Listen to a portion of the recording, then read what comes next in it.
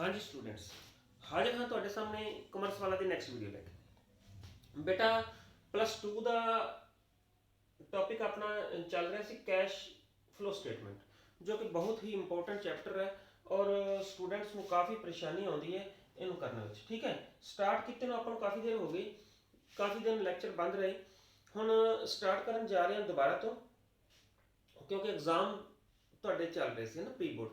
ਹੁਣ ਦੇਖੋ ਆਪਾਂ ਪਿਛਲੇ ਲੈਕਚਰ ਦੇ ਵਿੱਚ ਤੁਹਾਨੂੰ ਕੈਸ਼ ਹੈ ਨਾ ਜਿਹੜਾ ਉਹ ਉਹਦੀ ਪੋਜੀਸ਼ਨ ਹੈ ਜਿਹੜੀ ਉਹ ਆਪਰੇਟਿੰਗ ਬਾਰੇ ਵੀ ਦੱਸਿਆ, ਇਨਵੈਸਟਿੰਗ ਬਾਰੇ ਐਕਟੀਵਿਟੀਜ਼ ਬਾਰੇ ਵੀ ਦੱਸਿਆ ਤੇ ਫਾਈਨੈਂਸਿੰਗ ਐਕਟੀਵਿਟੀਜ਼ ਬਾਰੇ ਵੀ ਦੱਸਿਆ ਵੀ ਕੈਸ਼ ਦੀ ਸਥਿਤੀ ਜਾਣਨੀ ਹੈ, ਬਿਜ਼ਨਸ ਨੇ ਕੈਸ਼ ਦੀ ਪੋਜੀਸ਼ਨ ਜਾਣਨੀ ਹੈ ਵੀ ਮੇਰੇ ਕੋਲੋਂ ਕੈਸ਼ ਕਿੰਨਾ ਹੈ। ਠੀਕ ਹੈ ਨਾ।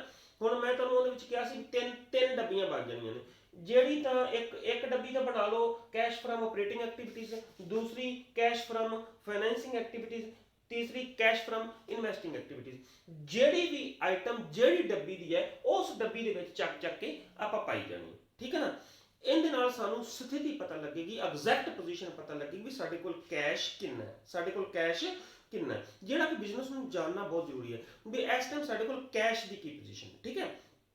ਫਸਟ ਆਫ ਆਲ ਆਪਾਂ ਕਰਨ ਜਾ ਰਹੇ ਹਾਂ cash flow from operating activities. ਬੇਟਾ ਥੋੜਾ ਜਿਹਾ ਟਾਈਮ ਲੱਗੇਗਾ, ਇਹਨੂੰ ਸਟੈਪ ਬਾਈ ਸਟੈਪ ਕਰਾਂਗੇ। ਜੇ ਸਟੈਪ ਬਾਈ ਸਟੈਪ ਕਰੋ ਔਰ ਹਰੇਕ ਲੈਕਚਰ ਨੂੰ ਬੜੇ ਧਿਆਨ ਨਾਲ ਸੁਣੋ ਔਰ ਇਹਦੇ ਵਿੱਚ ਜੋ ਵੀ ਮੈਂ ਬੋਲਾਂ, ਜੋ ਵੀ ਤੁਹਾਡੇ ਦਿਮਾਗ ਵਿੱਚ ਆਵੇ ਗੱਲ ਵੀ ਸਰ ਦੀ ਬੋਲੀ ਹੋਈ ਗੱਲ ਮੈਨੂੰ ਨੋਟ ਕਰਨ ਵਾਲੀ, ਉਹਨੂੰ ਕਾਪੀਆਂ ਤੇ ਨੋਟ ਕਰਦੇ ਜਾਓਗੇ ਤਾਂ ਅਲਟੀਮੇਟਲੀ ਇਹ ਚੈਪਟਰ ਹੈ ਜਿਹੜਾ ਉਹ ਤੁਹਾਨੂੰ ਸੌਖਾ ਲੱਗਣਾ ਸ਼ੁਰੂ ਹੋ ਜਾਏਗਾ। ਓਕੇ, ਕੈਸ਼ ਕਰਨ ਜਾ ਰਹੇ ਹਾਂ cash flow from operating activities. Operating activities ਤੋਂ ਕੈਸ਼ ਦਾ ਮਤਲਬ ਕੀ ਹੈ। ਕੈਸ਼, ਹੁਣ ਮੈਂ ਤੁਹਾਨੂੰ ਇੱਕ ਗੱਲ ਦੱਸੀ ਸੀ ਵੀ ਆਪਰੇਟਿੰਗ ਐਕਟੀਵਿਟੀਜ਼ ਕਿਹੜੀਆਂ ਹੁੰਦੀਆਂ ਨੇ, ਐਸੀਆਂ ਐਕਟੀਵਿਟੀਜ਼ ਜਿਹੜੀਆਂ ਬਿਜ਼ਨਸ ਆਪਰੇਟ ਕਰਦਾ ਹੈ। ਜਦੋਂ ਬਿਜ਼ਨਸ ਨੂੰ ਆਪਰੇਟ ਕਰਨ ਲੱਗਿਆ ਜਿੱਥੋਂ ਕੈਸ਼ ਆਉਂਦਾ ਹੈ ਤੇ ਜਿੱਥੇ ਕੈਸ਼ ਜਾਂਦਾ ਹੈ, ਐਸੀਆਂ ਐਕਟੀਵਿਟੀਜ਼ ਕਿਹਦੇ ਵਿੱਚ ਆਉਂਦੀਆਂ ਨੇ, ਆਪਰੇਟਿੰਗ ਐਕਟੀਵਿਟੀਜ਼। ਫਾਈਨੈਂਸਿੰਗ ਐਕਟੀਵਿਟੀਜ਼ ਕਿਹੜੀਆਂ ਆਉਂਦੀਆਂ ਸੀ, ਜਿੱਥੋਂ ਬਿਜ਼ਨਸ ਫਾਈਨਾਂਸ ਲੈਂਦਾ ਹੈ, ਫਾਈਨਾਂਸ ਪ੍ਰਾਪਤ ਕਰਦਾ, ਲੌਂਗ ਟਰਮ ਬੋਰਿੰਗਸ ਵਗੈਰਾ ਹੈ ਜਾਂ ਇਸ ਤਰ੍ਹਾਂ ਦੀਆਂ ਕੁਝ ਹੋਰ ਕਈ ਤਰ੍ਹਾਂ ਦੀਆਂ ਆਈਟਮਸ ਜਿਹੜੀਆਂ ਤੁਹਾਨੂੰ ਮੈਂ ਪਿਛਲੇ ਲੈਕਚਰ ਵਿੱਚ ਦੱਸ ਚੁੱਕਿਆ।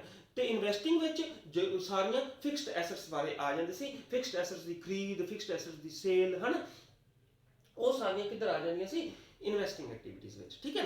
ਹੁਣ ਕੈਸ਼ ਹਰੇਕ ਥਾਂ ਤੋਂ ਆ ਵੀ ਰਿਹਾ ਤੇ ਹਰੇਕ ਥਾਂ ਤੇ ਜਾ ਵੀ ਰਿਹਾ। ਹੁਣ ਫਸਟ ਆਫ ਆਲ ਕਰਦੇ ਹਾਂ ਆਪਰੇਟਿੰਗ ਐਕਟੀਵਿਟੀਜ਼। ਆਪਰੇਟਿੰਗ ਐਕਟੀਵਿਟੀਜ਼ ਤੁਹਾਨੂੰ ਮੈਂ ਅੱਗੇ ਦੱਸ ਚੁੱਕਿਆ ਵੀ ਜਿੰਦੇ ਨਾਲ ਬਿਜ਼ਨਸ ਆਪਰੇਸ਼ਨ ਕਰਦਾ ਹੈ, ਜਿਹੜੀਆਂ ਚੀਜ਼ਾਂ ਦੀ business, for example sale and purchase of goods, ਆ ਵੀ ਰਿਹਾ ਕੈਸ਼, ਜਾ ਵੀ ਰਿਹਾ। ਜੇ ਸੇਲ ਹੋ ਰਹੀ ਹੈ ਤਾਂ ਆ ਰਿਹਾ, ਪਰਚੇਜ਼ ਹੋ ਰਹੀ ਹੈ ਤਾਂ ਕੈਸ਼ ਜਾ ਰਿਹਾ। ਐਸੀਆਂ ਐਕਟੀਵਿਟੀਜ਼ ਜਿਨ੍ਹਾਂ ਤੋਂ ਕੈਸ਼ ਆਉਂਦਾ ਹੈ ਜਾਂ ਕੈਸ਼ ਜਾਂਦਾ ਹੈ, ਆਪਰੇਟਿੰਗ ਨਾਲ ਸੰਬੰਧਿਤ ਜਿਹੜੀਆਂ ਹੁੰਦੀਆਂ ਨੇ ਉਹ ਇਹਦੇ ਵਿੱਚ ਆਉਣੀਆਂ ਨੇ। ਕਿਹਦੇ ਵਿੱਚ, cash flow from operating activities. Cash flow from operating activities ਨੂੰ ਆਪਾਂ 4 ਸਟੈਪਸ ਵਿੱਚ ਵੰਡਿਆ, 4 ਸਟੈਪਸ। 4 ਸਟੈਪ ਜਦੋਂ ਆਪਾਂ ਕੈਲਕੂਲੇਟ ਕਰ ਲਏ ਉਹਦੇ ਤੋਂ ਆਪਾਂ ਨੂੰ ਪਤਾ ਲੱਗ ਜਾਏਗਾ ਵੀ ਕੈਸ਼ ਹੈ ਜਿਹੜਾ ਆਪਰੇਟਿੰਗ ਐਕਟੀਵਿਟੀਜ਼ ਰਾਹੀਂ ਕਿੰਨਾ ਇਨਫਲੋ ਹੋਇਆ ਤੇ ਕਿੰਨਾ ਆਊਟਫਲੋ ਹੋਇਆ ਤੇ ਬੈਲੈਂਸ ਸਾਡੇ ਕੋਲ ਕੀ ਬਚ ਚੁੱਕਿਆ, ਬੈਲੈਂਸ ਵਿੱਚ ਕੀ ਬਚ ਚੁੱਕਿਆ, ਕਿੰਨਾ ਸਾਡਾ ਫਲੋ ਹੋਇਆ ਆਪਰੇਟਿੰਗ ਐਕਟੀਵਿਟੀਜ਼। ਠੀਕ ਹੈ। ਹੁਣ ਦੇਖੋ ਸਟੈਪ ਨੰਬਰ 1, ਸਟੈਪ ਸਾਰੇ ਨੋਟ ਕਰ ਲਓ, ਇੱਕ ਸਟੈਪ ਹੈ, ਚਾਰੇ ਸਟੈਪ ਨੋਟ ਕਰ ਲਿਆ ਜੀ, ਚਾਰੇ ਸਟੈਪ ਕਰ ਲਓ, ਤੁਹਾਨੂੰ ਕੈਸ਼ ਫਰਮ ਆਪਰੇਟਿੰਗ ਐਕਟੀਵਿਟੀਜ਼ ਆ ਜਾਏਗਾ। ਮੈਂ ਤੁਹਾਨੂੰ ਅੱਗੇ ਵੀ ਕਿਹਾ ਸੀ ਫਸਟ ਜ਼ਿਆਦਾ ਇਹਦੇ ਚ ਥੋੜਾ ਜਿਹਾ ਕਨਫਿਊਜ਼ਨ ਵਾਲਾ ਹੈ ਜਾਂ ਥੋੜਾ ਔਖਾ ਲੱਗਣ ਵਾਲਾ ਸਿਰਫ ਕੈਸ਼ ਫਰਮ ਆਪਰੇਟਿੰਗ ਐਕਟੀਵਿਟੀਜ਼ ਹੈ। ਇਨਵੈਸਟਿੰਗ ਐਕਟੀਵਿਟੀਜ਼ ਤੇ ਫਾਈਨੈਂਸਿੰਗ ਐਕਟੀਵਿਟੀਜ਼ ਤਾਂ 1 ਮਿੰਟ ਦਾ ਕੰਮ ਹੈ। ਦੇਖੋ ਸਟੈਪ ਨੰਬਰ 1, ਪਹਿਲਾਂ ਸਭ ਤੋਂ ਪਹਿਲਾਂ ਉਹਨੇ ਕੀ ਦਿੱਤਾ ਹੋਏਗਾ ਆਪਾਂ ਨੂੰ, profit and loss from profit and loss account. Profit and loss account ਦੇ ਵਿੱਚ ਜਿਹੜਾ ਨੈਟ ਪ੍ਰੋਫਿਟ ਆਪਾਂ ਨੂੰ ਦਿੱਤਾ ਹੁੰਦਾ ਹੈ, ਉਹਦੇ ਵਿੱਚ ਬੱਚੇ ਕੁਝ ਐਸੀਆਂ ਆਈਟਮਸ ਹੁੰਦੀਆਂ ਨੇ ਜਿਹੜੀਆਂ ਕਿ ਉਸ ਪ੍ਰੋਫਿਟ ਵਿੱਚ ਸ਼ਾਮਿਲ ਕੀਤੀਆਂ ਹੁੰਦੀਆਂ ਨੇ, ਬਟ ਉਹ ਉਹਦੇ ਨਾਲ ਕੈਸ਼ ਨੂੰ ਕੋਈ ਫਰਕ ਨਹੀਂ ਪੈਂਦਾ, ਉਹਦੇ ਨਾਲ ਕੈਸ਼ ਨੂੰ ਕੋਈ ਫਰਕ ਨਹੀਂ ਪੈਂਦਾ। ਫਾਰ ਐਗਜ਼ਾਮਪਲ ਦੇਖੋ ਨਾ, ਆਪਣਾ ਪ੍ਰੋਫਿਟ ਹੈ, ਪ੍ਰੋਫਿਟ ਦੇ ਵਿੱਚ ਮਤਲਬ ਮੰਨ ਲਓ 2 ਲੱਖ ਰੁਪਇਆ ਪ੍ਰੋਫਿਟ ਹੈ, 2 ਲੱਖ ਰੁਪਇਆ ਪ੍ਰੋਫਿਟ ਹੈ, ਉਹਦੇ ਵਿੱਚੋਂ 50,000 ਰੁਪਇਆ ਆਪਾਂ ਇੱਕ ਐਸੀ ਸਾਈਡ ਤੇ ਰੱਖਤਾ, ਉਹਨੂੰ ਰਿਜ਼ਰਵ ਬਣਾ ਲਿਆ, ਕੋਈ ਵੀ ਰਿਜ਼ਰਵ ਬਣਾ ਲਿਆ, ਚਾਹੇ ਜਨਰਲ ਰਿਜ਼ਰਵ ਬਣਾ ਲਿਆ, ਜਨਰਲ ਰਿਜ਼ਰਵ ਕਿਸੇ ਵੀ ਕੰਮ ਵਾਸਤੇ ਯੂਜ਼ ਕੀਤਾ ਜਾ ਸਕਦਾ ਹੈ। 50,000 ਰੁਪਇਆ ਆਪਾਂ ਸਾਈਡ ਤੇ ਰੱਖਤਾ, ਪਰ 2 ਲੱਖ ਰੁਪਇਆ ਸਾਡਾ ਪ੍ਰੋਫਿਟ ਫਿਰ ਵੀ ਹੈ। ਹੁਣ ਜਿਹੜਾ ਉਹ ਸਾਈਡ ਤੇ ਰੱਖਿਆ ਹੋਇਆ ਪ੍ਰੋਫਿਟ ਹੈ, ਰਿਜ਼ਰਵ ਹੈ, ਸਾਈਡ ਤੇ ਰੱਖਿਆ ਹੋਇਆ ਪੈਸਾ ਹੈ, ਉਹ ਕਿੱਥੋਂ ਗਿਆ ਗਿਆ? ਪ੍ਰੋਫਿਟ ਦੇ ਵਿੱਚੋਂ ਗਿਆ। ਉਹ ਪ੍ਰੋਫਿਟ ਦੇ ਵਿੱਚੋਂ ਗਿਆ, ਬਟ ਜੇ ਕੈਸ਼ ਦੀ ਸਥਿਤੀ ਵੇਖੀਏ, ਪ੍ਰੋਫਿਟ ਤਾਂ ਆਪਣਾ 2 ਲੱਖ ਸ਼ੋ ਹੋ ਰਿਹਾ ਹੈ, ਪਰ ਜੇ ਕੈਸ਼ ਦੀ ਸਥਿਤੀ ਵੇਖੀਏ ਤਾਂ ਇੱਕ ਸਾਈਡ ਤੋਂ ਚੱਕ ਕੇ ਦੂਸਰੀ ਸਾਈਡ ਤੇ ਰੱਖਿਆ ਹੈ ਤਾਂ ਆਪਣੇ ਕੋਲ, ਹੈ ਤਾਂ ਉਹ ਕੈਸ਼ ਆਪਣੇ ਕੋਲ ਹੀ ਨਾ, ਇਸ ਲਈ ਉਹ ਪ੍ਰੋਫਿਟ ਸਾਡਾ 2 ਲੱਖ ਨਹੀਂ ਹੈ। ਉਹਨੂੰ ਜੇ ਰਲਾ ਲਈਏ ਤਾਂ ਸਾਡਾ ਪ੍ਰੋਫਿਟ ਮਤਲਬ ਸਾਡੇ ਕੋਲ ਕੈਸ਼ ਦੀ ਸਥਿਤੀ ਹੈ ਜਿਹੜੀ ਉਹ 2.5 ਲੱਖ ਰੁਪਏ। ਕਲੀਅਰ ਹੈ ਨਾ? ਮੀਨਸ ਕਹਿੰਦਾ ਕੈਸ਼ ਦੇ ਵਿੱਚੋਂ ਹੀ ਚੱਕ ਕੇ ਸਾਈਡ ਤੇ ਰੱਖਿਆ ਗਿਆ ਪ੍ਰੋਫਿਟ, ਐਸੇ ਪੈਸਾ, ਐਸਾ ਕੈਸ਼ ਜਿਹੜਾ ਸਾਈਡ ਤੇ ਰੱਖਿਆ ਆ, ਉਹਨੂੰ ਇੱਕ ਵਾਰੀ ਮਿਲਾ ਲਓ। ਆਪਾਂ ਕੈਸ਼ ਦੀ ਪੋਜੀਸ਼ਨ ਪਤਾ ਕਰਨੀ ਹੈ ਵੀ ਸਾਡੇ ਕੋਲ ਕੈਸ਼ ਕਿੰਨਾ ਹੈ, ਸਾਡੇ ਕੋਲ ਕੈਸ਼ ਕਿੰਨਾ ਹੈ। ਐਸੀ ਪੋਜੀਸ਼ਨ ਪਤਾ ਕਰਨੀ ਹੈ ਜਿਹੜੀ ਕਿ ਕੈਸ਼ ਵਿੱਚ ਸੰਬੰਧਿਤ ਹੋਵੇ, ਕੈਸ਼ ਨਾਲ ਸੰਬੰਧਿਤ ਹੋਵੇ। ਕੈਸ਼ ਦੀ ਸਥਿਤੀ ਪਤਾ ਤਾਂ ਕਰਨੀ ਜ਼ਰੂਰੀ ਹੁੰਦੀ ਹੈ ਵੀ ਇਨ ਕੇਸ ਬਿਜ਼ਨਸ ਨੂੰ ਅੱਗੇ ਰਨ ਕਰਨਾ ਹੈ ਤੇ ਐਟਲੀਸਟ ਸਾਨੂੰ ਪਤਾ ਹੋਵੇ ਵੀ ਸਾਡੇ ਕੋਲ ਕੈਸ਼ ਕਿੰਨਾ ਹੈ। ਕਲੀਅਰ? ਹੁਣ ਦੇਖੋ ਧਿਆਨ ਦਿਓ, ਪ੍ਰੋਫਿਟ ਐਂਡ ਲਾਸ ਫਰਮ, ਉਹ ਲਿਖ ਲਿਆ ਸਾਡੇ ਕੋਲ ਇੰਨਾ ਪ੍ਰੋਫਿਟ ਹੈ, ਉਹਦੇ ਵਿੱਚ ਐਡ ਕਿਹੜੀਆਂ ਆਈਟਮਸ ਹੋਣੀਆਂ ਨੇ। ਪਹਿਲਾਂ ਮੈਂ ਤੁਹਾਨੂੰ ਟ੍ਰਾਂਸਫਰ ਆਫ ਰਿਜ਼ਰਵ ਪਹਿਲਾਂ ਹੀ ਦੱਸ ਚੁੱਕਿਆ ਵੀ ਰਿਜ਼ਰਵ ਵਾਲਾ ਪੈਸਾ ਐਡ ਕਰਾਂਗੇ ਨਾ ਕਰਾਂਗੇ, ਕਿਉਂਕਿ ਉਹ ਸਾਈਡ ਤੇ ਰੱਖਿਆ ਹੈ ਤਾਂ ਸਾਡਾ, ਠੀਕ ਹੈ ਨਾ, ਇਸ ਲਈ ਰਿਜ਼ਰਵ ਵਾਲਾ ਪੈਸਾ ਕੀ ਕਰ ਦਾਂਗੇ, ਉਹਦੇ ਵਿੱਚ ਐਡ ਕਰ ਦਾਂਗੇ। ਐਵੇਂ ਡਿਵੀਡੈਂਡ ਪੇਡ ਤੇ ਇੰਟਰਿਮ ਡਿਵੀਡੈਂਡ ਪੇਡ। ਡਿਵੀਡੈਂਟ ਜਾਂ ਇੰਟਰਿਮ ਡਿਵੀਡੈਂਟ ਐਸੇ ਡਿਵੀਡੈਂਟ ਹੁੰਦੇ ਨੇ ਜਿਹੜੇ ਪੇ ਕੀਤੇ ਹੁੰਦੇ ਨੇ ਪਰ ਪ੍ਰੋਫਿਟ ਐਂਡ ਲਾਸ ਅਕਾਊਂਟ 'ਚ ਨਹੀਂ ਹੁੰਦੇ। ਇਸ ਲਈ ਪ੍ਰੋਫਿਟ ਐਂਡ ਲਾਸ ਅਕਾਊਂਟ 'ਚ ਮੰਨ ਲਓ ਸ਼ੋ ਨਹੀਂ ਕੀਤਾ ਤਾਂ ਉਹਨਾਂ ਨੂੰ ਸਾਨੂੰ ਐਡ ਕਰਨਾ ਪੈਣਾ ਹੈ। ਸਾਡੇ ਕੋਲ ਉਹਨਾਂ ਪ੍ਰੋਫਿਟ ਜ਼ਿਆਦਾ ਸੀ, ਉਹਨਾਂ ਪ੍ਰੋਫਿਟ ਜ਼ਿਆਦਾ ਸੀ, ਉਹਨਾਂ ਪੈਸਾ ਜ਼ਿਆਦਾ ਸੀ, ਠੀਕ ਹੈ ਨਾ। ਹਾਂ, ਸਭ ਤੋਂ ਪਹਿਲੇ ਚੱਲਦੇ ਹਾਂ ਡਿਵੀਡੈਂਡ ਪੇਡ। ਹੁਣ ਡਿਵੀਡੈਂਟ ਵਿੱਚ ਆ ਜਾਂਦਾ ਹੈ ਪ੍ਰਪੋਜ਼ਡ ਡਿਵੀਡੈਂਟ। ਨੰਬਰ 1 ਆਉਂਦਾ ਹੈ ਪ੍ਰਪੋਜ਼ਡ ਡਿਵੀਡੈਂਟ। ਬੱਚੇ ਪ੍ਰਪੋਜ਼ਡ ਡਿਵੀਡੈਂਟ ਨੂੰ ਨੋਟ ਕਰ ਲਓ। ਪ੍ਰਪੋਜ਼ਡ ਡਿਵੀਡੈਂਟ ਦਾ ਮਤਲਬ ਹੁੰਦਾ ਹੈ ਕੰਪਨੀ ਪ੍ਰਪੋਜ਼ ਕਰ ਦਿੰਦੀ ਹੈ ਵੀ ਅਸੀਂ ਇੰਨਾ ਡਿਵੀਡੈਂਟ ਦੇਵਾਂਗੇ। ਫਿਰ ਸ਼ੇਅਰ ਹੋਲਡਰਸ ਦੀ ਐਨੂਅਲ ਜਨਰਲ ਮੀਟਿੰਗ ਹੁੰਦੀ ਹੈ। ਐਨੂਅਲ ਜਨਰਲ ਮੀਟਿੰਗ ਦੇ ਵਿੱਚ ਉਹ ਹੁੰਦੀ ਕਦੋਂ ਹੈ? ਲਾਸਟ ਡੇ, ਠੀਕ ਹੈ ਨਾ। ਲਾਸਟ ਡੇ ਤੇ ਐਨੂਅਲ ਜਨਰਲ ਮੀਟਿੰਗ ਹੁੰਦੀ ਹੈ। ਐਨੂਅਲ ਜਨਰਲ ਮੀਟਿੰਗ ਦੇ ਵਿੱਚ ਉਹ ਪਾਸ ਕਰਦੇ ਆ ਵੀ ਵਾਕਈ ਇੰਨਾ ਸਾਨੂੰ ਪੇ ਹੋਣਾ ਚਾਹੀਦਾ ਹੈ, ਤਾਂ ਉਹ ਅਗਲੇ ਸਾਲ ਪੇ ਕਰ ਦਿੰਦੀ ਹੈ, ਉਹ ਅਗਲੇ ਸਾਲ ਪੇ ਕਰ ਦਿੱਤਾ ਜਾਂਦਾ। ਇਹਦਾ ਮਤਲਬ ਇਹਦੇ ਵਿੱਚ ਲੈਣਾ ਕੀ ਹੈ, ਐਡ ਕੀ ਕਰਨਾ ਹੈ? ਜਿਹੜਾ ਪੇ ਕੀਤਾ ਹੋਇਆ ਡਿਵੀਡੈਂਟ, ਜਿਹੜਾ ਪੇ ਕੀਤਾ ਹੋਇਆ ਡਿਵੀਡੈਂਟ, ਨਾ ਕਿ ਪ੍ਰਪੋਜ਼ਡ ਡਿਵੀਡੈਂਟ ਨੂੰ ਐਡ ਨਹੀਂ ਕਰਨਾ, ਜਿਹੜਾ ਡਿਵੀਡੈਂਟ ਪੇ ਕੀਤਾ ਹੈ ਉਹ ਐਡ ਕਰਨਾ ਹੈ। ਹੁਣ ਦੇਖੋ ਜਿਹੜਾ ਪ੍ਰਪੋਜ਼ਡ ਡਿਵੀਡੈਂਟ ਪਿਛਲੇ ਸਾਲ ਦਾ ਸੀ ਹੈ, ਜਿਹੜਾ ਪਿਛਲੇ ਸਾਲ ਪ੍ਰਪੋਜ਼ ਹੋਇਆ ਸੀ ਉਹ ਅਗਲੇ ਸਾਲ ਪੇ ਕੀਤਾ ਜਾਂਦਾ ਹੈ। ਜਿਹੜਾ ਪਿਛਲੇ ਸਾਲ ਪ੍ਰਪੋਜ਼ ਕੀਤਾ ਸੀ ਉਹ ਅਗਲੇ ਸਾਲ ਪੇ ਕੀਤਾ ਜਾਂਦਾ ਹੈ। ਇਹਦਾ ਮਤਲਬ ਇਹ ਹੈ ਕਿ ਪ੍ਰਪੋਜ਼ ਡਿਵੀਡੈਂਟ ਆਫ ਪ੍ਰੀਵੀਅਸ ਈਅਰ ਨੂੰ ਮੰਨ ਲੈਣਾ ਹੈ ਵੀ ਇਸ ਸਾਲ ਉਹ ਪੇ ਕਰ ਦਿੱਤਾ ਹੈ। ਤਾਂ ਹੁਣ ਇਸ ਕੁਐਸਚਨ ਦੇ ਵਿੱਚ ਕੈਸ਼ ਫਲੋ ਸਟੇਟਮੈਂਟ ਦੇ ਵਿੱਚ ਤੁਹਾਨੂੰ ਹਮੇਸ਼ਾ ਹੀ 2 ਇਅਰਸ ਦਿੱਤੇ ਹੁੰਦੇ ਆ, ਇੱਕ ਪ੍ਰੀਵੀਅਸ ਈਅਰ, ਇੱਕ ਕਰੰਟ ਈਅਰ, ਇੱਕ ਪ੍ਰੀਵੀਅਸ ਈਅਰ ਤੇ ਇੱਕ ਕਰੰਟ ਈਅਰ, ਦੋਨਾਂ ਨੂੰ ਧਿਆਨ ਵਿੱਚ ਰੱਖਣਾ ਹੈ। ਐਸੀਆਂ ਆਈਟਮਸ, ਕੁਝ ਆਈਟਮ ਐਸੀਆਂ ਹੁੰਦੀਆਂ ਨੇ ਜਿਹੜੀਆਂ ਕਰੰਟ ਈਅਰ ਨਾਲ ਸੰਬੰਧ ਰੱਖਦੀਆਂ ਨੇ ਤਾਂ ਕੈਸ਼ ਨੂੰ ਇਫੈਕਟ ਕਰਦੀਆਂ ਨੇ। ਕੁਝ ਆਈਟਮ ਐਸੀਆਂ ਨੇ ਜਿਹੜੀਆਂ ਪ੍ਰੀਵੀਅਸ ਈਅਰ ਨਾਲ ਸੰਬੰਧ ਰੱਖਦੀਆਂ ਨੇ ਤੇ ਉਹ ਵੀ ਕੈਸ਼ ਨੂੰ ਇਫੈਕਟ ਕਰਦੀਆਂ ਨੇ। ਹੁਣ ਦੇਖੋ ਪ੍ਰਪੋਜ਼ਡ ਡਿਵੀਡੈਂਟ ਇੱਕ ਐਸਾ ਡਿਵੀਡੈਂਟ ਹੈ ਜਿਹੜਾ ਪਿਛਲੇ ਸਾਲ ਪ੍ਰਪੋਜ਼ ਕੀਤਾ ਗਿਆ ਸੀ, ਇਸ ਸਾਲ ਪੇ ਕੀਤਾ। ਜੇ ਉਹ ਇਸ ਸਾਲ ਪੇ ਕੀਤਾ ਤੇ ਬੱਚੇ ਇਸ ਸਾਲ ਹੀ ਪੈਸੇ ਕੱਟਣਗੇ। ਜੇ ਕੱਟਣਗੇ ਹੈ ਤੇ ਉਹ ਹੈ ਕਿੰਦੀ ਪੇ ਕੀਤਾ ਤੇ ਹੈ ਕਾਹਦੀ ਆਈਟਮ, ਕਿੱਧਰ ਜਾਏਗੀ? ਉਹ ਫਾਈਨੈਂਸਿੰਗ ਵਿੱਚ ਜਾਏਗੀ। ਡਿਵੀਡੈਂਡ ਫਾਈਨੈਂਸਿੰਗ ਵਿੱਚ ਜਾਏਗੀ, ਉਹ ਫਾਈਨੈਂਸਿੰਗ ਦੀ ਆਈਟਮ ਹੈ, ਫਾਈਨੈਂਸਿੰਗ ਵਿੱਚ ਜਾਏਗੀ। ਇਸ ਲਈ ਇੱਥੇ ਉੱਥੇ ਜਾ ਕੇ ਲੈਸ ਹੋਏਗੀ, ਇੱਥੇ ਕੀ ਕਰਾਂਗੇ? ਉਹਨੂੰ ਐਡ। ਇੱਕ ਵਾਰੀ ਅਸੀਂ ਐਡ ਕਰਾਂਗੇ ਕਿੰਦੇ, ਕਿਹੜਾ ਡਿਵੀਡੈਂਟ?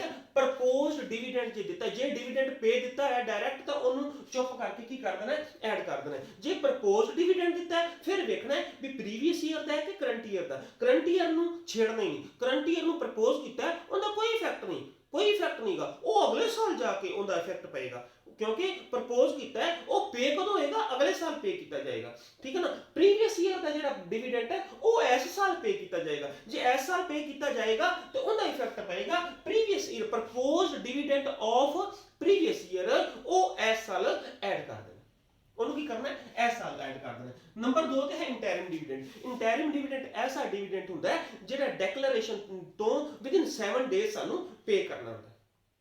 ਡਿਕਲੇਅਰ ਹੋ ਗਿਆ 7 ਡੇਜ਼ ਦੇ ਵਿੱਚ ਪੇ ਕਰ ਦਿੱਤਾ, ਇਸ ਲਈ ਇੰਟਰਿਮ ਡਿਵੀਡੈਂਟ ਹਮੇਸ਼ਾ ਹੀ ਕੀ ਹੁੰਦਾ ਹੈ? ਇਹਦੇ ਵਿੱਚ ਐਡ ਕਰ ਦਿੱਤਾ ਜਾਂਦਾ ਹੈ। ਡਿਵੀਡੈਂਟ ਵੀ ਹੋ ਗਿਆ, ਇੰਟਰਿਮ ਡਿਵੀਡੈਂਟ ਵੀ ਹੋ ਗਿਆ। ਨੈਕਸਟ ਬੱਚੇ ਆ ਜਾਂਦਾ ਹੈ ਪ੍ਰੋਵੀਜ਼ਨ ਫॉर ਟੈਕਸ। ਹੁਣ ਪ੍ਰੋਵੀਜ਼ਨ ਫॉर ਟੈਕਸ, ਪ੍ਰੋਵੀਜ਼ਨ ਕੀ ਹੈ? ਟੈਕਸ ਦਾ ਪ੍ਰੋਵੀਜ਼ਨ ਕੀ ਹੈ? ਇਨਕਮ ਟੈਕਸ ਪੈਂਦਾ ਹੈ। टैक्स पैंदा है, हरेक कंसर्न ਨੂੰ ਹੀ ਪੈਂਦਾ ਹੈ, ਠੀਕ ਹੈ ਨਾ। ਹੁਣ ਵੇਖੋ ਪ੍ਰੋਵੀਜ਼ਨ ਫਾਰ ਟੈਕਸ ਕੀ ਹੈ, ਕੰਪਨੀ ਕੀ ਕਰਦੀ ਹੈ, ਪੈਸੇ ਥੋੜੇ ਜੇ ਸਾਈਡ ਤੇ ਰੱਖ ਕੇ ਇੱਕ ਪ੍ਰੋਵੀਜ਼ਨ ਬਣਾ ਲੈਂਦੀ ਹੈ ਵੀ ਜਿਹੜਾ ਹੈ ਉਹ ਟੈਕਸ ਜਿਹੜਾ ਹੈ ਉਹ ਪੇ ਕੀਤਾ ਜਾਏਗਾ। ਪ੍ਰੋਵੀਜ਼ਨ ਬਣਾ ਲੈਂਦੀ ਹੈ ਜਿਹੜਾ ਟੈਕਸ ਹੈ ਜਿਹੜਾ ਪੇ ਕੀਤਾ ਜਾਏਗਾ। ਜਿਹੜਾ ਇੱਕ ਪੈਸੇ ਪ੍ਰੋਫਿਟ ਦੇ ਵਿੱਚੋਂ ਚੱਕ ਕੇ ਸਾਈਡ ਤੇ ਇੱਕ ਪ੍ਰੋਵੀਜ਼ਨ ਬਣਾਇਆ ਗਿਆ, ਉਹ ਕਰੰਟ ਈਅਰ ਦੇ ਪ੍ਰੋਵੀਜ਼ਨ ਬਣਾਇਆ ਗਿਆ, ਕਰੰਟ ਈਅਰ ਦੇ ਪ੍ਰੋਫਿਟ ਵਿੱਚੋਂ ਚੱਕ ਕੇ ਪ੍ਰੋਵੀਜ਼ਨ ਬਣਾਇਆ ਗਿਆ। ਇਸ ਲਈ ਉਹ ਕਰੰਟ ਈਅਰ ਦਾ ਪ੍ਰੋਵੀਜ਼ਨ ਹੈ ਜਿਹੜਾ provision for tax for current years, ਉਹ ਜਿਹੜਾ ਹੈ ਉਹ ਇਹਦੇ ਵਿੱਚ ਐਡ ਕੀਤਾ ਜਾਂਦਾ ਹੈ। ਸਮਝ ਲੱਗੀ? ਜਿਹੜਾ ਮਤਲਬ ਕਹਿਣ ਦਾ ਇਹ ਹੈ ਪ੍ਰੋਫਿਟ ਦੇ ਵਿੱਚੋਂ ਜਿਹੜੀਆਂ ਜਿਹੜੀਆਂ ਚੀਜ਼ਾਂ ਆਪਾਂ ਚੱਕ ਕੇ ਸਾਈਡ ਤੇ ਕਰੇ ਜਾਵਾਂਗੇ ਉਹ ਵੀ ਸਾਡਾ ਪ੍ਰੋਫਿਟ ਹੈ, ਉਹ ਵੀ ਸਾਡਾ ਕੈਸ਼ ਸਾਡੇ ਕੋਲ ਹੈ। ਮਤਲਬ ਪ੍ਰੋਫਿਟ ਦੇ ਵਿੱਚੋਂ ਹੀ ਸਾਈਡ ਤੇ ਕੀਤਾ ਗਿਆ, ਕੈਸ਼ ਤਾਂ ਸਾਡੇ ਕੋਲ ਹੈ, ਉਹਨਾਂ ਨੂੰ ਚੱਕ ਕੇ ਇੱਕ ਢੇਰੀ ਬਣਾ ਦੇਣੀ ਹੈ। ਜਿੰਨੀਆਂ ਵੱਖ-ਵੱਖ ਢੇਰੀਆਂ ਬਣਾਈਆਂ ਉਹਨਾਂ ਢੇਰੀਆਂ ਨੂੰ ਇਕੱਠੇ ਕਰਦੇ ਜਾਓ, ਇੱਕ ਢੇਰੀ ਬਣਾ ਦਿਓ ਤੇ ਇਹ ਵੇਖੋ ਵੀ ਸਾਡੇ ਕੋਲ ਕੈਸ਼ ਕਿੰਨਾ ਹੈ। ਉਹ ਪ੍ਰੋਵੀਜ਼ਨ ਵੀ ਹੈ ਜਿਹੜਾ ਪ੍ਰੋਫਿਟ ਦੇ ਵਿੱਚੋਂ ਚੱਕ ਕੇ ਸਾਈਡ ਤੇ ਰੱਖਿਆ ਗਿਆ ਪੈਸਾ ਹੈ ਜਿਹੜਾ ਕਿ ਅਸੀਂ ਟੈਕਸ ਦੇ ਵਾਸਤੇ ਯੂਜ਼ ਕਰਨਾ ਹੈ। ਇਸ ਲਈ provision for tax current years ਦਾ ਜਿਹੜਾ ਮੰਨ ਲਓ ਅਸੀਂ ਸਾਈਡ ਤੇ ਰੱਖਿਆ ਹੋਇਆ ਉਹਨੂੰ ਚੱਕ ਕੇ ਇਕੱਠਾ ਕਰੋ ਤੇ ਵੇਖੋ ਸਾਡੇ ਕੋਲ ਪੈਸਾ ਕਿੰਨਾ ਹੈ। ਠੀਕ ਹੈ, provision for tax made during the year. During the year ਜੇ ਕੋਈ ਵੀ ਟੈਕਸ ਦਾ ਪੈਸਾ ਸਾਈਡ ਤੇ ਚੱਕ ਕੇ ਰੱਖਿਆ ਤਾਂ ਉਹਨੂੰ ਵੀ ਕਰ ਦਿਓ, ਐਡ ਕਰ ਦਿਓ। ਅਸੀਂ ਸਹੀ ਪੋਜੀਸ਼ਨ ਪਤਾ ਕਰਨੀ ਹੈ ਵੀ ਸਾਡੇ ਕੋਲ ਸਹੀ ਪੋਜੀਸ਼ਨ ਕੈਸ਼ ਦੀ ਕਿੰਨੀ। ਠੀਕ ਹੈ, नेक्स्ट आउंदा बच्चे एक्स्ट्रा ऑर्डिनरी आइटम्स और एक्सपेंसेस। एक्स्ट्रा ऑर्डिनरी आइटम्स और एक्सपेंसेस नू भी ऐड करना है। एक्सपेंस केड़े केड़े ने? Expense for example loss on fire, loss by fire of inventories नू अग लग गई, ਜਿਹੜਾ ਸਟਾਕ ਨੂੰ ਅੱਗ ਲੱਗ ਗਈ, ਅੱਗ ਲੱਗਣ ਨਾਲ ਜੇ ਸਾਨੂੰ ਲਾਸ ਹੋਇਆ ਹੈ ਤਾਂ ਲਾਸ ਨੂੰ ਵੀ ਐਡ ਕਰ ਦੇਣਾ। ਐਕਸਟਰਾ ਆਰਡੀਨਰੀ ਆਈਟਮ ਹੈ, ਉਹਦੇ ਨਾਲ ਆਪਾਂ ਵਿੱਚੋਂ ਤਾਂ ਪ੍ਰੋਫਿਟ ਐਂਡ ਲਾਸ ਅਕਾਊਂਟ 'ਚ ਤਾਂ ਲੈਸ ਕਰ ਦਿੱਤਾ, ਪਰ ਪੈਸਾ ਤਾਂ ਨਹੀਂ ਨਾ ਬਾਹਰ ਗਿਆ। ਲਾਸ ਕੋਈ ਐਕਸਪੈਂਸ ਦਿੱਤਾ ਤਾਂ ਨਹੀਂ ਨਾ ਬਾਹਰ। ਜੇ ਪੈਸੇ ਦਿੱਤੇ ਨਹੀਂ ਬਾਹਰ, ਪੈਸਾ ਤਾਂ ਸਾਡੇ ਕੋਲ ਹੀ ਹੈ, ਆਪਾਂ ਉਹਦੀ ਹਾਨੀ ਤਾਂ ਵਿੱਚ ਪਾ ਲਈ, ਉਹਦੀ ਲਾਸ ਤਾਂ ਵਿੱਚ ਪਾ ਲਿਆ, ਪਰ ਲਾਸ ਨਾਲ ਸਾਨੂੰ ਸਾਡਾ ਪੈਸਾ ਹੱਥ ਵਿੱਚੋਂ ਨਹੀਂ ਗਿਆ। ਇਸ ਲਈ ਉਸ ਚੀਜ਼ ਨੂੰ ਇੱਕ ਵਾਰੀ ਐਡ ਕਰੋ ਕਿਉਂਕਿ ਸਾਨੂੰ ਅਸੀਂ ਇਹ ਦੇਖਣਾ ਵੀ ਸਾਡੇ ਕੋਲ ਕੈਸ਼ ਕਿੰਨਾ, ਸਾਡੇ ਕੋਲ ਕੈਸ਼ ਕਿੰਨਾ ਹੈ। ਕੈਸ਼ ਦੀ ਸਹੀ ਪੋਜੀਸ਼ਨ ਪਤਾ ਕਰਨ ਵਾਸਤੇ ਸਾਨੂੰ ਉਹ ਲਾਸ ਵੀ ਐਡ ਕਰਨਾ ਪਏਗਾ। अच्छा, ਲੈਸ ਸਿਰਫ ਇੱਕ ਆਈਟਮ ਹੋਣੀ ਹੈ, ਉਹ ਹੈ ਰਿਫੰਡ ਆਫ ਇਨਕਮ ਟੈਕਸ। ਜੇ ਇਨਕਮ ਟੈਕਸ ਦਾ ਕੋਈ ਰਿਫੰਡ ਆਇਆ ਉਹਨੂੰ ਕੀ ਕਰ ਦਿਓ, ਲੈਸ ਕਰ ਦਿਓ ਤੇ ਨਾਲ ਇੱਕ extra ordinary income. Extra ordinary income ਮੰਨ ਲਓ ਕੋਈ ਕੰਪਨੀ ਹੈ, ਆਪਾਂ ਸੀਗੇ ਵੀ ਉਹਨੂੰ ਇਨਵੈਂਟਰੀ ਨੂੰ ਅੱਗ ਲੱਗ ਗਈ ਤੇ ਲਾਸ ਜਿਹੜਾ ਹੋਇਆ ਸੀ ਉਹ ਆਪਾਂ ਕੀ ਕੀਤਾ ਸੀ ਐਡ। ਪਰ ਜੇ ਇੰਸ਼ੋਰੈਂਸ ਕੰਪਨੀ ਕੋਈ ਕਲੇਮ ਕਰ ਦੇ ਦਿੰਦੀ ਹੈ, ਮੰਨ ਲਓ 1 ਲੱਖ ਰੁਪਏ ਦਾ ਇਨਵੈਂਟਰੀ ਨੂੰ ਅੱਗ ਲੱਗੀ ਸੀ, 1 ਲੱਖ ਰੁਪਏ ਦਾ ਨੁਕਸਾਨ ਹੋਇਆ ਸੀ, ਉਹ ਸਾਡਾ ਨੁਕਸਾਨ ਐਕਚੁਅਲੀ ਅਸੀਂ ਵਿੱਚ ਪਾਇਆ ਬਟ ਉਹ ਐਕਚੁਅਲੀ ਸਾਡੇ ਕੋਲ ਕੈਸ਼ ਨਹੀਂ ਗਿਆ ਸੀ। ਠੀਕ ਹੈ ਨਾ, ਪਰ ਜੇ 50,000 ਰੁਪਇਆ ਸਾਨੂੰ ਉਹ ਇੰਸ਼ੋਰੈਂਸ ਕੰਪਨੀ ਦੇ ਦਿੰਦੀ ਹੈ, ਉਹ ਕੀ ਕਰ ਦੇਣਾ ਉਹਦੇ ਵਿੱਚੋਂ ਲੈਸ ਕਰ ਦੇਣਾ, ਉਹ ਵੀ ਐਕਸਟਰਾ ਆਰਡੀਨਰੀ ਇਨਕਮ ਆ ਜਾਏਗੀ। ਇਹ ਐਕਸਟਰਾ ਆਰਡੀਨਰੀ ਐਕਸਪੈਂਸਿਸ ਹੈ, ਉਹ ਐਕਸਟਰਾ ਆਰਡੀਨਰੀ ਇਨਕਮ ਆ ਜਾਏਗੀ। स्टेप 1 ਜਿਹੜਾ ਵੀ ਸਟੈਪ 1 ਹੈ ਬੱਚੇ, ਜੋ ਵੀ ਇੱਥੋਂ ਤੋਂ ਲੈ ਕੇ ਇੱਥੋਂ ਤੱਕ ਸਟੈਪ 1 ਹੈ, ਇਹਨੂੰ ਵਰਕਿੰਗ ਨੋਟ ਵਿੱਚ ਲੈ ਕੇ ਜਾਣਾ ਹੈ। ਇਹਨੂੰ ਕੁਐਸਚਨ ਦੇ ਵਿੱਚ ਮਤਲਬ ਡਾਇਰੈਕਟ ਫਾਰਮੈਟ ਵਿੱਚ ਨਹੀਂ ਲੈਣਾ, ਇਹਨੂੰ ਇੱਕ ਵਰਕਿੰਗ ਨੋਟ ਬਣਾ ਲੈਣਾ ਹੈ। ਵਰਕਿੰਗ ਨੋਟ ਤੋਂ ਜੋ ਵੀ ਆਏਗਾ ਉਹ ਕੀ ਆਏਗਾ, net profit before tax and extra ordinary item. Net profit before tax and extra ordinary item ਆਏਗਾ। ਇਹ ਚੱਕ ਕੇ ਲੈ ਕੇ ਜਾਣਾ ਫਾਰਮੈਟ ਦੇ ਵਿੱਚ ਜਦੋਂ ਆਪਾਂ ਕੁਐਸਚਨ ਹੱਲ ਕਰਾਂਗੇ। ਇਹਨੂੰ ਕੁਐਸਚਨ ਇਸ ਚੀਜ਼ ਨੂੰ ਲੈ ਕੇ ਫਾਰਮੈਟ ਵਿੱਚ ਜਾਣਾ। ਕਈ ਵਾਰੀ ਡਾਇਰੈਕਟ ਕੁਐਸਚਨ ਦੇ ਵਿੱਚ net profit before tax and extra ordinary item ਦਿੱਤੀਆਂ ਹੀ ਹੁੰਦਾ ਤਾਂ ਫਿਰ ਸਾਨੂੰ ਆਹ ਵਾਲਾ ਚਮਚ ਮਿਲਾ ਕਰਨ ਦੀ ਲੋੜ ਹੀ ਨਹੀਂ ਪੈਣੀ। ਠੀਕ ਹੈ ਨਾ, ਜੇ net profit before tax and extraordinary item नहीं दिता होया फिर सानू ये अपना एरिया एडजस्टमेंट्स करनियां पैणियां। एरिया एडजस्टमेंट्स करन तो बाद जो आएगा net profit before tax and extraordinary item वो जाके फॉर्मेट च लेके जानी है। नेक्स्ट स्टेप नंबर 2, नेक्स्ट आ गया स्टेप नंबर 2। फिर की करना है, determine operating profit before working capital changes. आ वर्किंग कैपिटल चेंजेस है, वर्किंग कैपिटल चेंजेस तो पहला प्रॉफिट ਕਿਹੜਾ ਆਏਗਾ। ਵਰਕਿੰਗ ਕੈਪੀਟਲ ਚੇਂजेस ਕਰਨ ਤੋਂ ਪਹਿਲਾਂ ਪ੍ਰੋਫਿਟ ਵਿੱਚ ਹੋਰ ਕੀ ਐਡ ਹੋਣਾ ਹੈ। ਹੋਰ ਬੱਚੇ ਦੇਖੋ ਇੱਥੇ ਇਹਦੇ ਵਿੱਚ ਆਪਾਂ ਕਲੀਅਰ ਗੱਲ ਕੀਤੀ ਹੋਈ ਹੈ। In this step non operating and non cash expenses and income items are adjusted. ਇਸ ਸਟੈਪ ਦੇ ਵਿੱਚ ਨੌਨ ਆਪਰੇਟਿੰਗ ਇਨਕਮ ਤੇ ਨੌਨ ਕੈਸ਼ ਆਈਟਮਸ ਜਿਹੜੀਆਂ ਨੇ ਉਹ ਐਡਜਸਟ ਕੀਤੀਆਂ ਜਾਂਦੀਆਂ। ਹੁਣ non cash sir non cash items ਕਿਹੜੀਆਂ ਕਿਹੜੀਆਂ ਨੇ ਬੱਚੇ ਧਿਆਨ ਦਿਓ। ਨੌਨ ਕੈਸ਼ ਆਈਟਮਸ ਨੇ ਫॉर एग्जांपल डेप्रीशिएशन। ਹੁਣ डेप्रीशिएशन ਦਾ ਖਰਚਾ ਤਾਂ ਆਪਾਂ ਪ੍ਰੋਫਿਟ ਐਂਡ ਲਾਸ ਅਕਾਊਂਟ 'ਚ ਪਾਇਆ ਹੋਇਆ ਹੈ। ਪ੍ਰੋਫਿਟ ਐਂਡ ਲਾਸ ਅਕਾਊਂਟ 'ਚ डेप्रीशिएशन ਪਾ ਕੇ ਨੈਟ ਪ੍ਰੋਫਿਟ ਸਾਡਾ ਕੀ ਹੋ ਗਿਆ ਘਟ ਗਿਆ। ਪਰ डेप्रीशिएशन ਮੰਨ ਲਓ 10,000 रुपए ਦੀ डेप्रीशिएशन ਲੱਗ ਗਈ। डेप्रीशिएशन ਲਾ ਕੇ ਮੰਨ ਲਓ ਪ੍ਰੋਫਿਟ ਸਾਡਾ ਆਣਾ ਸੀ 60,000, डेप्रीशिएशन ਲਗਾਈ 10,000 ਲਗਾਉਣ ਤੋਂ ਬਾਅਦ ਕਿੰਨਾ ਆਇਆ 60,000 रुपया प्रॉफिट आया। नोट करो depreciation profit and loss account दी आइटम है। प्रॉफिट एंड लॉस अकाउंट दी आइटम है। प्रॉफिट एंड लॉस अकाउंट च डेप्रीशिएशन दा खर्चा पै गया। खर्चा पैण तो बाद साडे कोल प्रॉफिट कितना आया 60,000 रुपया। पर तुसी ध्यान नाल सोचो भी डेप्रीशिएशन नाल साडे पैसे तां नहीं गए किते। कैश ਤਾਂ ਸਾਡੇ ਕੋਲ ਹੀ ਹੈ ਨਾ। डेप्रीशिएशन ਦਾ ਖਰਚਾ ਤਾਂ ਅਸੀਂ ਪਾ ਲਿਆ। डेप्रीशिएशन ਦਾ ਖਰਚਾ ਤਾਂ ਅਸੀਂ ਪਾ ਲਿਆ ਪਰ कैश साडे कोल नहीं गया। ਅਸੀਂ कैश ਦੀ पोजीशन पता करनी है ना कि नेट प्रॉफिट पता करना है। कैश ਦੀ पोजीशन पता करनी है ਤਾਂ डेप्रीशिएशन ਦਾ ਖਰਚਾ ਵਿੱਚ ਜਿਹੜਾ ਅਸੀਂ ਖਰਚਾ ਪਾਇਆ ਸੀ ਇੱਕ ਵਾਰੀ डेप्रीशिएशन ਨੂੰ ਐਡ ਕਰਾਂਗੇ ਉਹ 60,000 ਪ੍ਰੋਫਿਟ ਨਹੀਂ ਹੈ। ਉਹ डेप्रीशिएशन ਐਡ ਕਰਕੇ 70,000 ਰੁਪਇਆ ਸਾਡੇ ਕੋਲ ਕੈਸ਼ ਇਨ ਹੈਂਡ ਜਿਹੜਾ ਕੈਸ਼ ਦੀ पोजीशन ਹੈ ਉਹ 70,000 ਰੁਪਏ ਹੈ। डेप्रीशिएशन ਦਾ ਖਰਚਾ ਤਾਂ ਅਸੀਂ ਪਾਵਾਂਗੇ ਉਹ ਨੈਟ ਪ੍ਰੋਫਿਟ ਕੱਢਣ ਵਾਸਤੇ ਪਾਵਾਂਗੇ ਬਟ ਜੇ ਕੈਸ਼ ਦੀ पोजीशन पता करनी है ਤਾਂ ਕੀ ਹੋਏਗਾ 60,000 ਦੇ ਵਿੱਚ ਉਹ 10,000 ਰੁਪਏ ਐਡ ਕਰਾਂਗੇ ਕਿਉਂਕਿ डेप्रीशिएशन ਨਾਲ ਕੈਸ਼ आउटफ्लो नहीं होया। कैश गया नहीं। खर्चा तो पाया गया है पर कैश बाहर नहीं जा रहा। एक खर्चा ही है वो नॉन कैश कहते हैं। उस खर्चे नूं नॉन कैश कहते हैं। डेप्रीशिएशन अमोर्टाइजेशन भी डेप्रीशिएशन दी तरह ही हुंदा है। फिक्स्ड एसेट्स दे उत्ते जिहड़े टेंजीबल एसेट्स दे उत्ते जिहड़ी भी लगदी है वो हुंदी है डेप्रीशिएशन। जे इनटेंजीबल एसेट्स जिवें गुडविल जे घटदी है जे गुडविल घटेगी तो उहनूं की करांगे वो की हुंदी साडी अमोर्टाइजेशन। फिक्स्ड एसेट्स टेंजीबल है जिहड़े ਉਹ ਉਹਨਾਂ ਨੂੰ ਕੀ ਕਹਿੰਦੇ ਨੇ डेप्रीशिएशन ਹੁੰਦੇ ਤੇ ਜਿਹੜੀ ਕਸਾਵਟ ਹੁੰਦੀ ਉਹਨੂੰ डेप्रीशिएशन ਤੇ ਇਨਟੈਂਜੀਬਲ ਤੇ ਕਸਾਵਟ ਨੂੰ ਕੀ ਕਹਿੰਦੇ ਨੇ ਅਮੋਰਟਾਈजेशन। ਧਿਆਨ ਦਿਓ ਆਪੇ नॉन कैश आइटम ਹੁੰਦੀਆਂ ਕਿਹੜੀਆਂ ਕਿਹੜੀਆਂ डेप्रीशिएशन ਹੋ ਗਈ अमोर्टाइजेशन ਹੋ ਗਈ बैड डेट्स हो गए प्रोविजन फॉर डाउटफुल डेट्स। ਇਹ ਸਾਰੀਆਂ ਚੀਜ਼ਾਂ ਕੀ ਕਰਾਂਗੇ ਐਡ ਕਰਾਂਗੇ।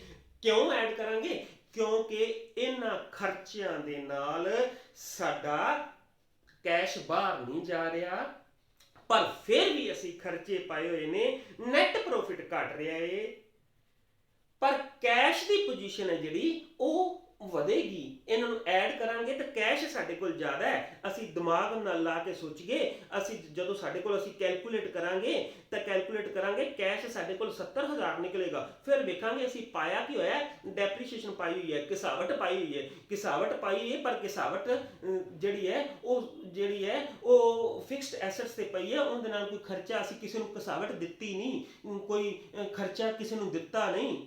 ਇਸ ਲਈ ਇਹ ਖਰਚੇ ਇਹ ਜਿਹੜੀ ਨੌਨ ਕੈਸ਼ ਆਈਟਮਸ ਨੇ ਉਹ ਇਹਦੇ ਵਿੱਚ ਕੀ ਕਰਾਂਗੇ ਅਸੀਂ ਐਡ ਕਰਾਂਗੇ। ਠੀਕ ਹੈ ਲਓ ਜੀ ਬੱਚੇ ਨੌਨ ਕੈਸ਼ ਆਈਟਮਸ ਹੋ ਗਈਆਂ ਜਿਹੜੀਆਂ ਇਨਕਮ ਨੌਨ ਕੈਸ਼ ਐਕਸਪੈਂਸਿਸ ਜਿਹੜੇ ਉਹ ਐਡ ਹੋ ਗਏ ਤੇ ਨੌਨ ਕੈਸ਼ ਐਕਸਪੈਂਸਿਸ ਜੇ ਐਡ ਹੋਣਗੇ ਤੇ ਨੌਨ ਕੈਸ਼ ਇਨਕਮ ਕੀ ਹੋਣਗੀਆਂ ਲੈਸ ਹੋ ਜਾਣਗੀਆਂ। ਨੌਨ ਕੈਸ਼ ਇਨਕਮਸ ਕੀ ਹੋਣਗੀਆਂ ਉਹ ਲੈਸ ਹੋ ਜਾਣਗੀਆਂ।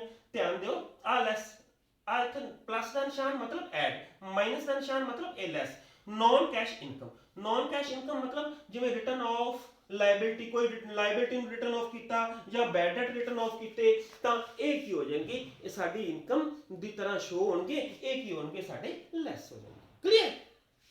ਨੈਕਸਟ ਆ ਗਿਆ ਬੱਚੇ ਨੌਨ ਆਪਰੇਟਿੰਗ ਐਕਸਪੈਂਸਿਸ। ਹੁਣ ਮੈਂ ਤੁਹਾਨੂੰ ਇੱਕ ਗੱਲ ਦੱਸੀ ਹੈ ਤਿੰਨ ਤਰ੍ਹਾਂ ਦੀਆਂ ਡੱਬੀਆਂ ਬਣਨੀਆਂ ਨੇ ਇਹਦੇ ਵਿੱਚ ਆਪਰੇਟਿੰਗ ਦੀ ਇਨਵੈਸਟਿੰਗ ਦੀ ਤੇ ਫਾਈਨੈਂਸਿੰਗ ਦੀ। ਆਪਰੇਟਿੰਗ ਵਾਲੀ ਆਈਟਮ ਇਨਵੈਸਟਿੰਗ ਵਿੱਚ ਨਹੀਂ ਪਾਉਣੀ ਇਨਵੈਸਟਿੰਗ ਵਾਲੀ ਆਈਟਮ ਫਾਈਨੈਂਸਿੰਗ ਵਿੱਚ ਨਹੀਂ ਆਉਣੀ। ਮਤਲਬ ਕਹਿੰਦਾ ਵੀ ਜਿਹੜੇ ਘਰ ਦੀ ਆਈਟਮ ਹੈ ਉਸ ਘਰ ਦੇ ਵਿੱਚ ਹੀ ਰੱਖਣੀ ਹੈ। ਜੇ ਆਪਰੇਟਿੰਗ ਵਾਲੇ ਘਰ ਦੀ ਆਈਟਮ ਹੈ ਤਾਂ ਆਪਰੇਟਿੰਗ ਵਿੱਚ ਰੱਖੋ ਇਨਵੈਸਟਿੰਗ ਵਾਲੀ ਆਈਟਮ ਹੈ ਤਾਂ ਇਨਵੈਸਟਿੰਗ ਵਿੱਚ ਰੱਖੋ ਫਾਈਨੈਂਸਿੰਗ ਵਾਲੀ ਆਈਟਮ ਹੈ ਤਾਂ ਫਾਈਨੈਂਸਿੰਗ ਵਿੱਚ ਰੱਖੋ। ਅਸੀਂ ਕੀ ਕੈਲਕੂਲੇਟ ਕਰ ਰਹੇ ਹਾਂ ਕੈਸ਼ ਫਰਮ ਆਪਰੇਟਿੰਗ ਐਕਟੀਵਿਟੀਜ਼। ਹੁਣ ਜੇ ਆਪਰੇਟਿੰਗ ਆਈਟਮ ਜਿਹੜੀ ਕੈਸ਼ ਫਰਮ ਆਪਰੇਟਿੰਗ ਐਕਟੀਵਿਟੀਜ਼ ਕਰ ਰਹੇ ਹਾਂ ਜੇ ਕੋਈ ਆਪਰੇਟਿੰਗ ਦੀ ਆਈਟਮ ਹੈ ਜਿਹੜੀ ਜੇ ਕੋਈ ਇਨਵੈਸਟਿੰਗ ਦੀ ਆਈਟਮ ਹੈ ਜਾਂ ਫਾਈਨੈਂਸਿੰਗ ਦੀ ਆਈਟਮ ਹੈ ਤਾਂ ਜੇ ਉਹ ਆਪਰੇਟਿੰਗ ਵਾਲੇ ਖਾਨੇ ਵਿੱਚ ਪਈ ਹੈ ਤਾਂ ਉਹ ਚੱਕ ਕੇ ਉਹ ਆਪਰੇਟਿੰਗ ਵਿੱਚੋਂ ਲੈਸ ਕਰਾਂਗੇ ਤੇ ਉਧਰ ਐਡਜਸਟ ਕਰਾਂਗੇ। फाइनेंसिंग में या इन्वेस्टिंग में, ठीक है। देखो नॉन ऑपरेटिंग मतलब वो ऑपरेटिंग नहीं है, नॉन ऑपरेटिंग एक्सपेंसिव मतलब interest on long term borrowings. For example long term कोई लोन लिया, ਅਸੀਂ लोन लिया ਤੇ इंटरेस्ट देवांगे, पर पाया कित्थे होया, प्रॉफिट एंड लॉस अकाउंट च नेट प्रॉफिट कैलकुलेट करन लगे। क्लियर है ना। ਹੁਣ interest on long term borrowing मतलब ਉਹਨੂੰ ਉਧਾਰ ਲਿਆ, इंटरेस्ट देवांगे, इंटरेस्ट देना है, कैश जाएगा, आउटफ्लो होएगा, बट है कादी आइटम, ये फाइनेंसिंग दी आइटम है। जे ऑपरेटिंग च पई है ते इधरों की होएगा, ध्यान दियो आ देखो ना, नॉन ऑपरेटिंग एक्सपेंसिस ਜਿਹੜੇ ਇਹ ਕੀ ਹੋ ਜਾਣਗੇ, ਇੱਕ ਵਾਰੀ ਇਧਰ ਕੀ ਕਰ ਦਾਂਗੇ ਅਸੀਂ ਐਡ ਕਰ ਦਿਆਂਗੇ, ਇੱਕ ਵਾਰੀ ਇਧਰ ਕੀ ਕਰਾਂਗੇ, ਇਧਰ ਐਡ ਕਰਾਂਗੇ, ਬਟ ਫਾਈਨੈਂਸਿੰਗ 'ਚ ਜਾ ਕੇ ਲੈਸ ਕਰਾਂਗੇ ਕਿਉਂਕਿ ਆਊਟਫਲੋ ਹੋ ਰਿਹਾ।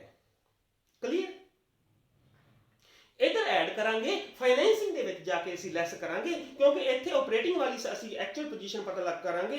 देखो ना एक्चुअली तां हाँ ਆਪਾਂ ਦਿਮਾਗ ਵਿੱਚ ਆਉਂਦੀ ਸਰ ਇਧਰੋਂ ਐਡ ਕਰਕੇ ਉਧਰੋਂ ਲੈਸ ਕਿਵੇਂ ਕਰਾਂਗੇ, ਬੇਕਰੀ ਇਧਰੋਂ ਐਡ ਕਰ ਦਾਂਗੇ ਉਧਰੋਂ ਲੈਸ ਕਰ ਦਿਆਂਗੇ, ਇਹ ਤਾਂ ਸਮਝ ਨਹੀਂ ਆਈ। ਅਲਟੀਮੇਟਲੀ ਤਾਂ ਕੈਸ਼ ਦਾ ਆਊਟਫਲੋ ਹੋਇਆ ਹੀ ਹੈ, ਤੇ ਫਿਰ ਆਪਾਂ ਇੱਥੇ ਕਿਉਂ ਉਹਨੂੰ ਨਹੀਂ ਕਰ ਰਹੇ ਲੈਸ, ਇੱਥੇ ਕਿਉਂ ਨਹੀਂ ਲੈਸ ਕਰ ਰਹੇ ਬੱਚੇ, ਇੱਥੇ ਲੈਸ ਤਾਂ ਨਹੀਂ ਕਰ ਰਹੇ ਕਿਉਂ, ਕਿਉਂਕਿ ਮੈਂ ਤੁਹਾਨੂੰ ਇੱਕ ਗੱਲ ਦੱਸੀ ਹੈ, ਜਿਹੜੇ ਘਰ ਦੀ ਆਈਟਮ ਹੈ ਉਸੇ ਘਰ ਚੋਂ ਜਾ ਕੇ ਲੈਸ ਹੋਣੀ ਹੈ। ਇਹ ਫਾਈਨੈਂਸਿੰਗ ਦੀ ਆਈਟਮ ਹੈ, ਇੱਕ ਵਾਰੀ ਇੱਧਰ ਐਡ ਕਰ ਲਓ, ठीक है ना, इधर ऐड करांगे ऑपरेटिंग विच क्योंकि ऑपरेटिंग दी आइटम ही नहीं है, फाइनेंसिंग दी आइटम है, ते फाइनेंसिंग दी जाके लेस होनी है, अल्टीमेटली ते लेस होनी है, अल्टीमेटली ते लेस होनी है, ते फिर ਅਸੀਂ ਉਸੇ ਘਰ ਵਿੱਚ ਜਾ ਕੇ ਲੈਸ ਕਰਨੀ ਹੈ, ਨਾ ਕਿ ਆਪਰੇਟਿੰਗ ਵਿੱਚ ਜਿਹੜੀ ਦੀ ਆਈਟਮ ਹੈ, ਜੇ ਫਾਈਨੈਂਸਿੰਗ ਦੀ ਆਈਟਮ ਹੈ ਆਪਰੇਟਿੰਗ ਵਿੱਚ ਜਾ ਕੇ ਲੈਸ ਨਹੀਂ ਕਰਨੀ, ਆਪਰੇਟਿੰਗ ਵਾਲੀ ਆਈਟਮ ਨੂੰ ਹੀ ਆਪਰੇਟਿੰਗ ਵਿੱਚ ਲੈਸ ਕਰਨਾ ਹੈ ਜਾਂ ਐਡ ਕਰਨਾ ਹੈ। ਜੇ ਫਾਈਨੈਂਸਿੰਗ ਦੀ ਆਈਟਮ ਹੈ ਜਾਂ ਇਨਵੈਸਟਿੰਗ ਦੀ ਆਈਟਮ ਹੈ, ਉਹਨੂੰ ਇਨਵੈਸਟਿੰਗ ਜਾਂ ਫਾਈਨੈਂਸਿੰਗ ਵਿੱਚ ਜਾ ਕੇ ਹੀ ਲੈਸ ਜਾਂ ਐਡ करना है, ठीक है। एक बार एक ही होएगा, इधर JD interest on long term borrowings है, डिस्काउंट और loss on issue of debenture, loss on sale of fixed assets है जेडे वो सारे एक बार इधरों की कर देंगे प्लस कर देंगे। हुण loss on sale of fixed assets है, फिक्स्ड एसेट्स जेडी है फिक्स्ड एसेट्स किधर जांदे ने इन्वेस्टिंग एक्टिविटीज विच, ते इन्वेस्टिंग एक्टिविटीज जे उन्हां ते लॉस होया है ते ये लैस कित्थे होणगे, फिक्स्ड एसेट्स इन्वेस्टिंग एक्टिविटीज विच। जे इन्वेस्टिंग एक्टिविटीज दे घर विच लैस होने ने, इधर जाके एक बारी ऐड करांगे, उत्थे जाके लैस करांगे। क्लियर। नेक्स्ट है बच्चे नॉन ऑपरेटिंग इनकम। हुण नॉन ऑपरेटिंग एक्सपेंसिस ऐड करने ने ते नॉन ऑपरेटिंग इनकम्स की होणगियां, लैस होणगियां। नॉन ऑपरेटिंग इनकम्स नूं एक बार लैस कर देंगे ते इन्वेस्टिंग ते फाइनेंसिंग वाले खाने विच जाके ऐड कर लांगे क्योंकि वो सारी इनकम्स होणगियां, इनफ्लो होएगा तो उत्थे जाके की करांगे असीं ऐड करांगे। ठीक है। देखो नॉन ऑपरेटिंग इनकम किहड़ी है, जो profit on sale of fixed assets बेचा, कोई प्रॉफिट होया तो फिक्स्ड एसेट्स बेचा, उनके तो प्रॉफिट होया, पैसे आए, इनफ्लो होया, बट कित्थे होया इन्वेस्टिंग एक्टिविटीज विच होया, तो असीं इन्वेस्टिंग दे घर विच जाके उहनूं ऐड करांगे, ना कि इत्थे उत्थे ऐड करना है तो इत्थे एक बारी लैस कर देंगे, उत्थे जाके असीं ऐड कर लांगे। Clear. Non operating income profit on sale of fixed assets, interest और रेंट और डिविडेंड रिसीव जेड़े घर दी आइटम है उस घर दे विच जाके उनदा ट्रीटमेंट करना है, एक घर दी आइटम नूं दूसरे घर दे विच ट्रीटमेंट नहीं देना। Clear. Step number 2 clear. Next आ जाता है स्टेप नंबर 10। स्टेप नंबर 10 विच आ जाता बच्चे calculation of cash generated from operation.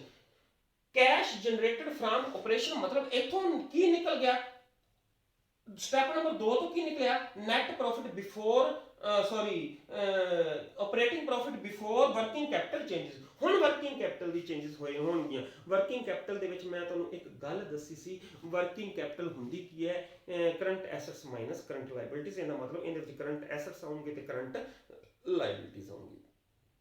ठीक है। करंट एसेट्स आउणगे ते करंट लायबिलिटीज ਜਿਹੜੀਆਂ ਉਹ ਦਿੱਤੀਆਂ ਜਾਣਗੀਆਂ। ਹੁਣ ਦੇਖੋ ਕਰੰਟ ਐਸੈਟਸ ਫॉर एग्जांपल ਹੁਣ ਆਪਾਂ ਇਹ ਤਾਂ ਪਤਾ ਹੈ ਇਹ ਆਪਰੇਸ਼ਨ ਨਾਲ ਹੀ ਸੰਬੰਧਿਤ ਹੈ।